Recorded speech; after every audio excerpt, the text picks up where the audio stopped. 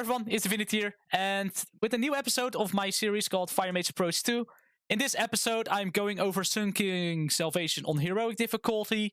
But before we go into the video, I'll quickly show you my talent setup that I was using for this boss fight, because I did change a little bit on what we're normally in. I'm also going to show you my conducts. The conducts are still the same, but my talents, I did change it a little bit. As you can see, I'm currently using Flame Patch over Conflag. That's because of the fact that we have to deal with those ads at the beginning quite fast. And also with ads later into the fight, we're using Flame Strike here and there, right? In order to just get rid of them. And with using Flame Patch, it's just going to help us with just doing that more efficient, right? So this boss, we don't really have that many interesting things that we can do as a mage specifically. Because of course, in phase 2, when the shade is out, we could ice block the soak that we need to do, right? But the issue is also, if you go and stand somewhere at a weird location, you're going to leave behind a puddle of fire, right? So it's only really helpful to do that if the boss is like almost dead and you're about to wipe. It's just good to use ice block. But let's actually just jump into the video. So as you can see, we're about to pull right now. And what I'm still doing is my opener as Pyroblast, but instead of the single target, I'm doing my AoE combo.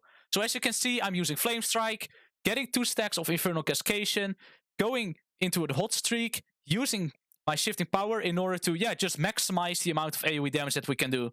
So sadly, not all the ads were at the middle in the beginning, so we did miss our damage here and there a little bit. So I'm just going to finish off this ad, because of the fact like Kel'Thas is about to face as well. If you're struggling a little bit with healing, as you can see, if you're not instantly full healing it, I'm just clicking it in order to, sacrifice a little bit of my own health to the boss before the next set of ads were spawning. We're already going to the area where we are, already prepared to go for what we're supposed to do on Mythic.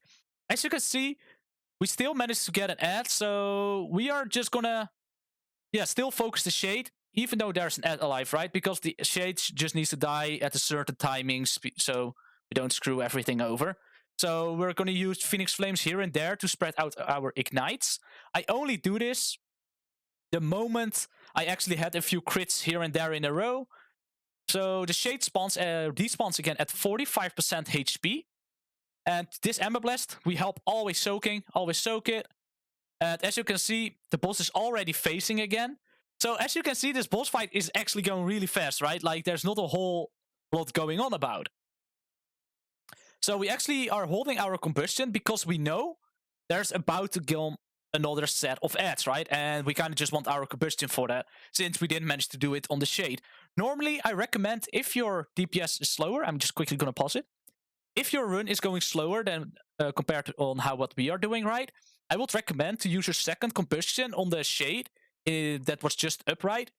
But because of the fact that we are just out DPSing it so hard already, it's not worth it for me to use my combustion when the Shade had 47% HP, right? Because of the fact it spawns away after 45%. And if I did combustion there, I would probably only gotten in like 4 or 5 casts. And the rest of the combustion would have gone away as a waste. So that's why I'm holding my combustion here right now. But if you're not as fast, then it's definitely a really good option to use your combustion on the Shade again. So we're just gonna continue the video. So I'm holding my combustion because of the fact that right now they're ad spawning. So now I am preparing. All right, I need to use my combustion soon. So getting a hot streak will be really amazing. I did get it. Right now we're just combusting, flame striking everything away, because flame strike with flame patch deals a shit ton of damage.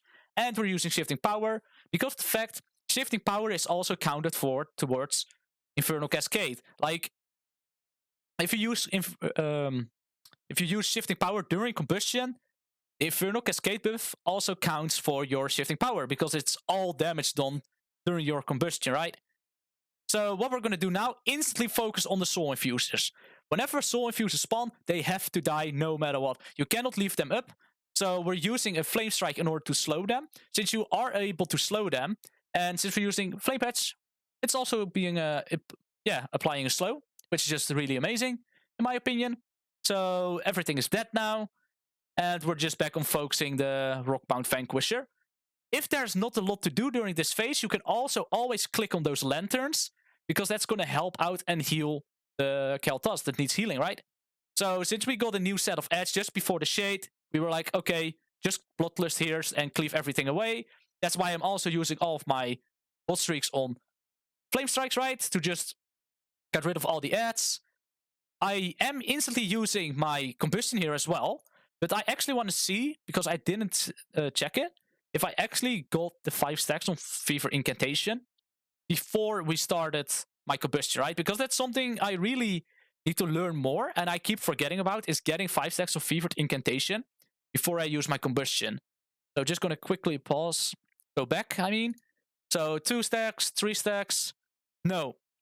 Okay, so I did not do that. I just went with what I had, right? So what I should have done there is actually use 5 Scorches before I would have used my Combustion in order to get the maximized damage on my Fever Incantation. And as you can see, this boss actually dies so fast, and there's not a whole lot we can do extra, right? So, as you can see, the boss is already dead. I don't really have any things that I can say about, okay, what I could have done better. There was one thing that I probably should have done better, though. In the second time, the second phase, right, where the Shade goes back into the boss, I should have just used the Lantern to help out with the healing on the boss itself, just to phase it a little bit faster, right? Instead, I was just hammering down with our single target DPS outside of Combustion, which isn't that great. So I should have actually done that instead of just DPSing the ad. But besides that, I don't really see a lot of things we can do extra as a mage on this boss fight, right? There's nothing we can do it all the time, nothing we can ice block. Well, we can only ice block, right, if we get the soak and if almost everyone is dead. Then it's fine to ice block it.